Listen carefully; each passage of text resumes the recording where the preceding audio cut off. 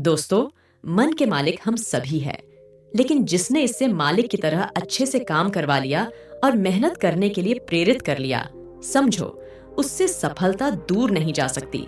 इसलिए आप सही मायने में मन के मालिक हैं तो उसे मजबूत कीजिए और उसे सकारात्मक विचारों से भर दें। हमारे मन में तरह तरह के विचार आते हैं। इन विचारों में हम स्वयं के साथ दुनिया को भी जोड़ लेते हैं। इन विचारों का उम्र से काफी गहरा रिश्ता होता है। युवा साथी के मन में विचारों का मेला लगा रहता है, जिसमें करियर से लेकर गर्लफ्रेंड और न जाने क्या क्या होता है। सही मायने में विचारों की इस भीड़ में युवा साथी जानते हैं कि कौन से विचार परिपक्व हैं और कौन से कच्चे हैं। बावजूद इसके वे सभी प्रकार के विचारों को मन में आने देते हैं।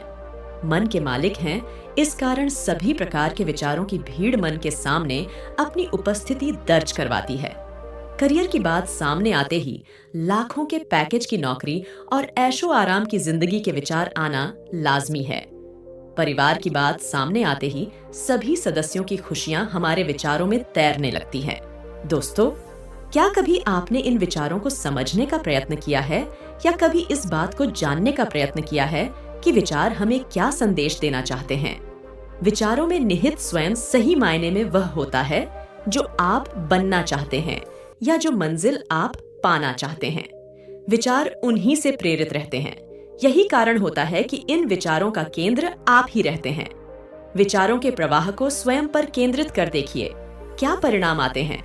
जब आप ऐसा करेंगे तब सही मायने में अपने आप को पहचान पाएंगे, क्योंकि यह अकाट्य सत्य है कि व्यक्ति अपने आप को सबसे बेहतर जानता है। हम भले ही लाखों के पैकेज का विचार मन में धारण कर बैठे हों, पर क्या हमारी इतनी काबिलियत है? हम कोई कोर्स करने जा रहे हैं, पर क्या हमारा उतना स्तर है?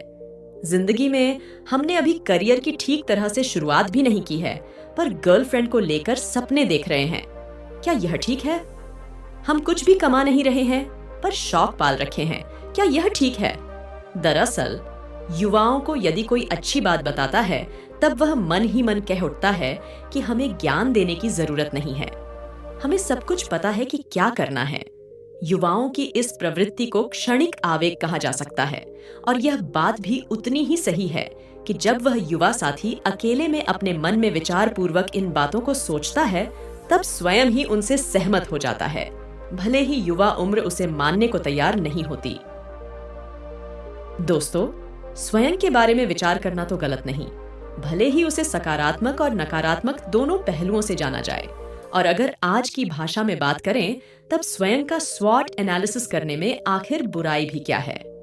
हम स्वयं यह जान पाएंगे कि चाहे किसी कोर्स में एडमिशन लेना हो या किसी जॉब के लिए इंटरव्यू क्यों न देना हो, अगर हम स्वयं की नजरों में हमारा स्वॉट एनालिसिस पॉजिटिव है, तब सही मायने में आशा बांधी जा सकती है, और अगर निगेटिव है, तब नए सिरे से तैयारी करने के लिए भी मन को पक्का करने